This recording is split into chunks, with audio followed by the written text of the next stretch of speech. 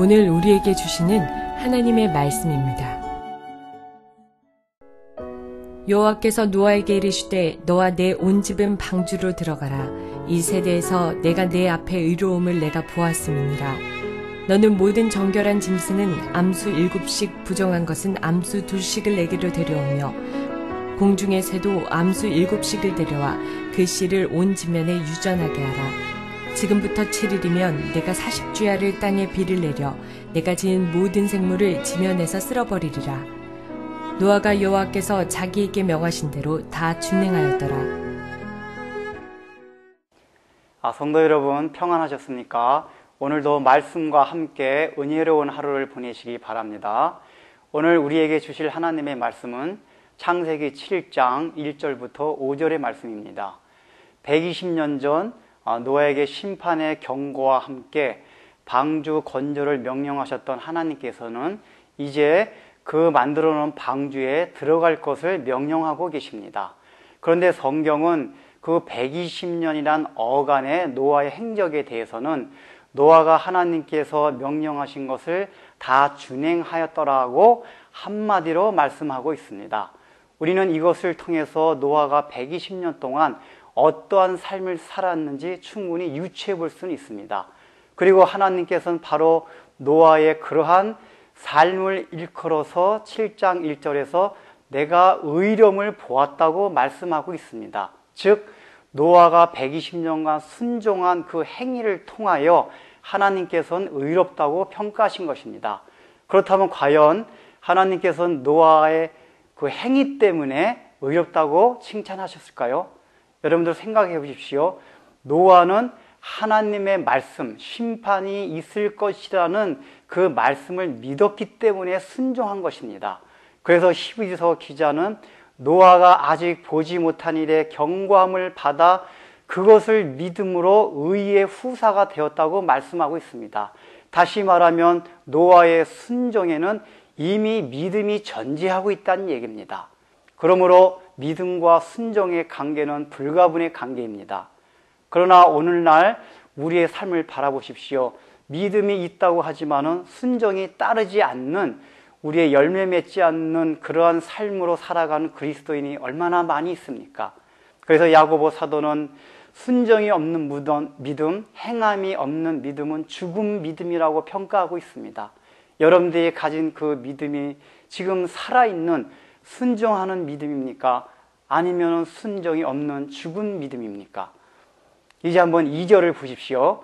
2절에는 하나님께서 방주에 들어가길 명령하시면서 부정한 짐승과 정결한 짐승을 구분해 놓고 계십니다. 그래서 정결한 짐승은 7마리를 취하고 부정한 짐승은 암수 2마리를 취하라고 말씀하십니다. 왜 그랬을까요? 원래 하나님께서 만든 모든 생물들은 다 아름다운 것이었습니다. 그런데 하나님께서 굳이 이렇게 부정한 짐승과 정결한 짐승을 나눈 이유가 있습니다. 그것은 하나님의 경건한 자손들의 거룩을 늘 보존시키기 위한 하나님의 은혜와 섭리였습니다.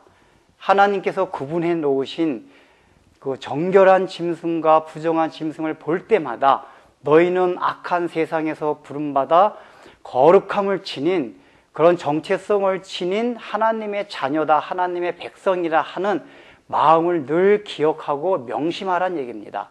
특별히 노아 시대 때 처음으로 이렇게 구분해 놓은 것은 노아의 홍수 심판이 악한 세대에 대해서는 심판의 물이었지만은 노아와 그 가족들에게는 그 세상과 완전히 분리시키는, 구별시키는 사건이었기 때문에 노아 홍수 때 정결한 짐승과 부정한 짐승을 나누어 놓으신 것입니다.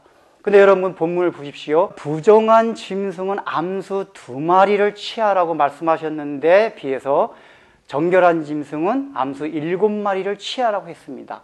왜 정결한 짐승을 더 많이 취하라고 했을까요? 분명히 암수 2마리는 종족 보존을 위한 것입니다.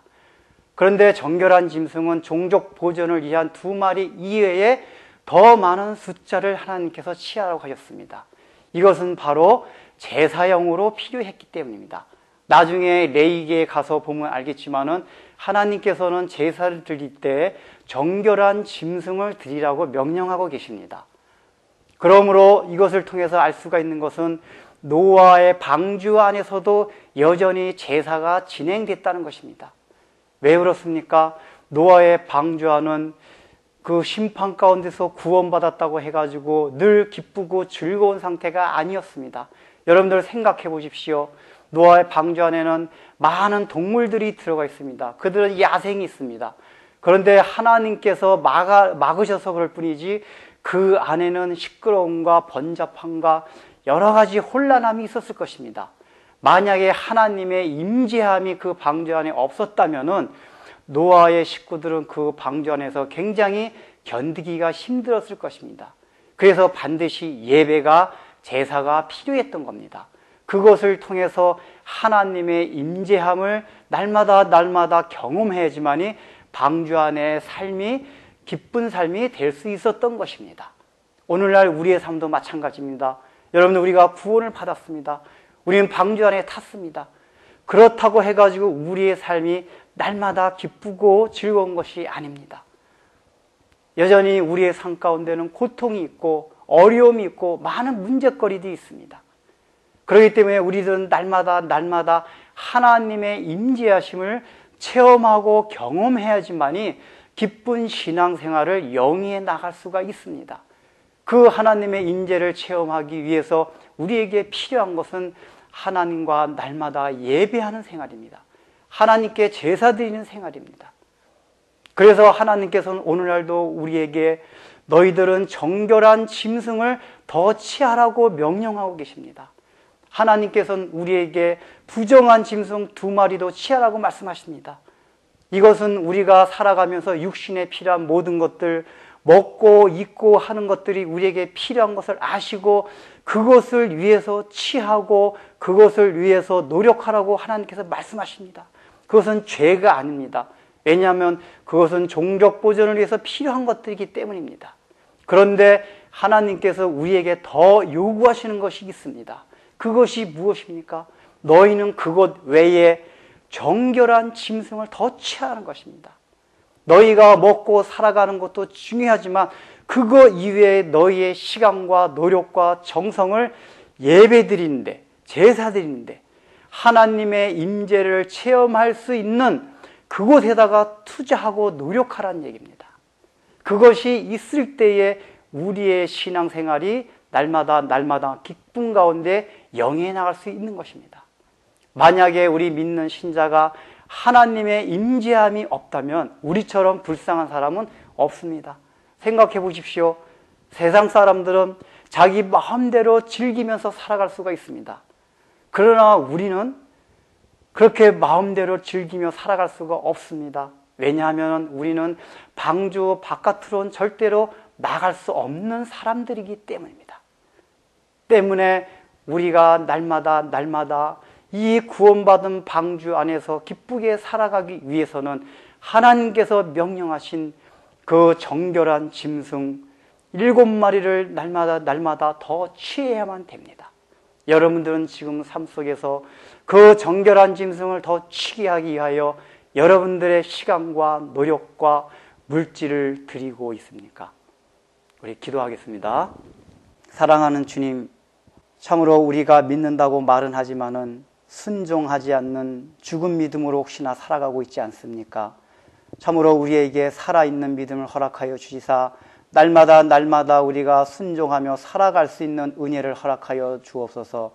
특별히 주님께서 오늘날도 우리에게 너희는 정결한 짐승을 취하라고 명령하신 그 말씀을 생각하며 우리의 삶 가운데서 먹고 마시는 육신의 일도 중요하지만은 그것 이외에 우리가 하나님 앞에 예배 드리기 위하여 하나님의 임재를 체험하기 위하여 날마다 우리의 시간과 물질과 정성을 주님 앞에 다 드릴 수 있는 신자들이 될 수 있도록 은혜를 허락하여 주옵소서. 예수님의 이름으로 기도드립니다. 아멘.